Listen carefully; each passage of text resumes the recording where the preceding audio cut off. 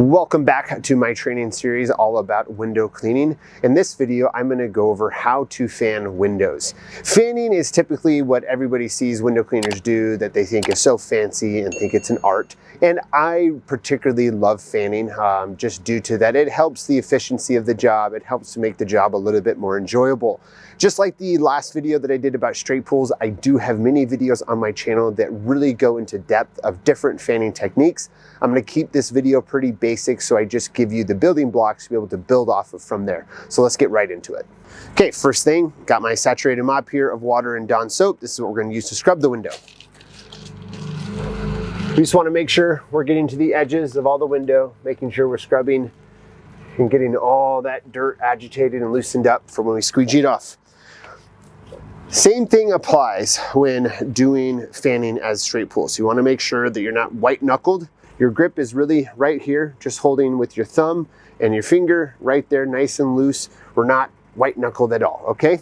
And then also, we're always using the sharper part of the rubber. We're not using the top part, because if we were to use the top part and we were to go down, we miss a lot of solution. When we get that angle just about 3 inches from the glass, like we talked about in the straight pull video, we're removing all that solution very easily.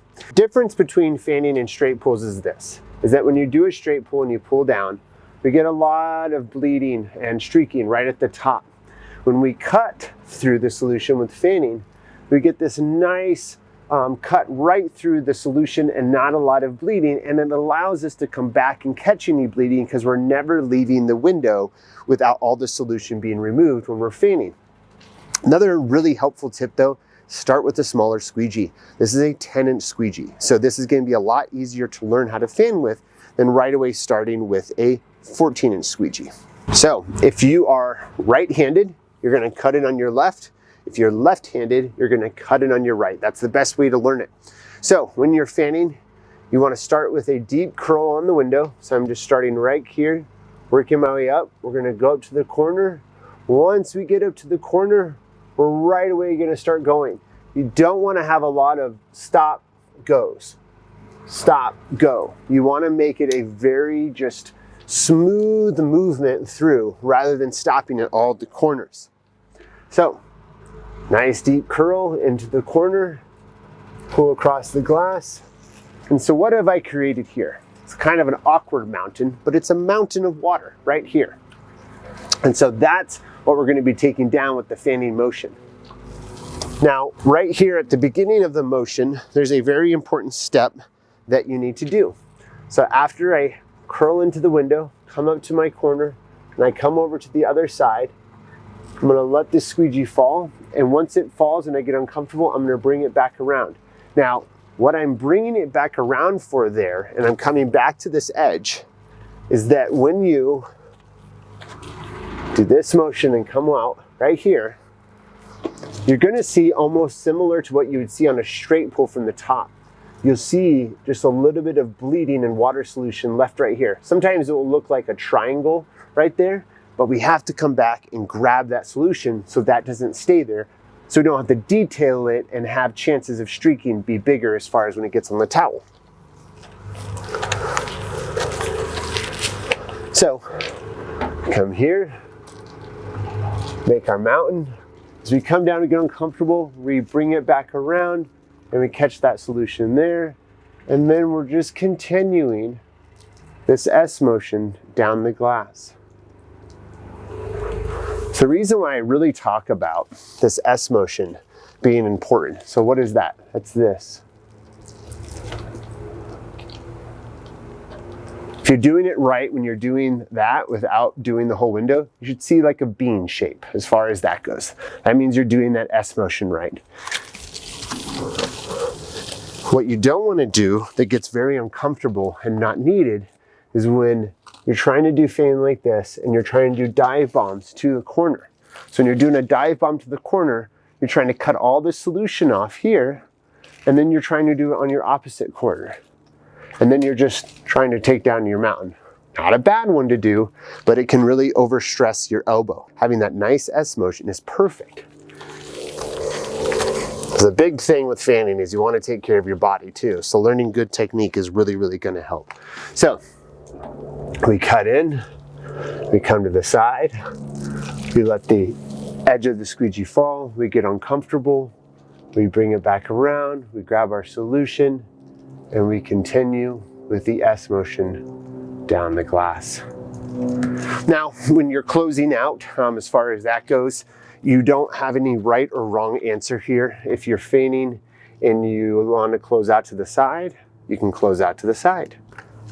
If you want to close out to the bottom, you can close out to the bottom. The only place you can't close out is just in the middle of the glass, but no one would do that. So close out to the bottom there. There's not a right or wrong answer. You'll always have your detail towels to clean up any of that solution, like I clean up right here. That is really how simple fanning is, and I say simple, but it will take you time to learn it. It just comes down with muscle memory after a couple months. After the first couple weeks, you'll really start getting the hang of it, and then what you can start doing is you can start working up into bigger squeegee channel sizes. So for this particular window and for residential, I find a 14-inch squeegee to be a really, really good size, and that would be this brass Ettore Lagese. Perfect squeegee handle and channel for residential. I'm only going to have to do maybe 3 passes as far as my movements across the glass. So I cut in, I come over, I cut here, I grab my triangle, and I finish off the glass. There's nothing left on the window there other than my edge detailing. So same rules apply though with even doing straight pulls, in that you're always going to want to detail your edges even with fanning. It's just good practice to do it. So we're just going to use a finger as far as on the cloth. I'm going to detail here, detail that side. Then we'll also get our solution here.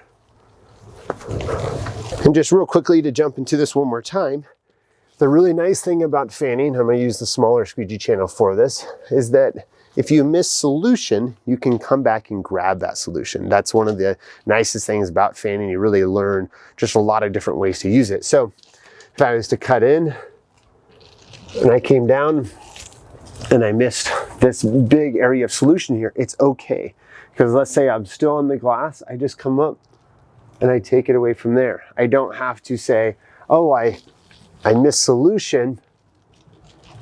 Oh, I need to restart the window. Nope. You can even tap your squeegee a little bit, get some extra solution in a dry area, lube up your rubber there, and then finish off the window. So that's really the basics to fanning. Like I mentioned before, I have tons of videos on my YouTube channel that you can dive really deep into fanning. Once you get it down, once again, it's personal preference as far as how you like to do it.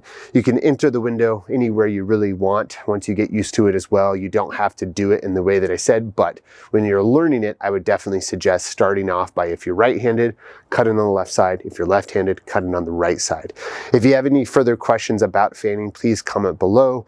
One of the biggest things that I would take away from this, start small, work your way up in size. So that's the best way to learn really precision and accuracy when fanning, and it also makes the job more fun. It may not be for everybody, but I would definitely consider learning it, especially when doing commercial work on large windows.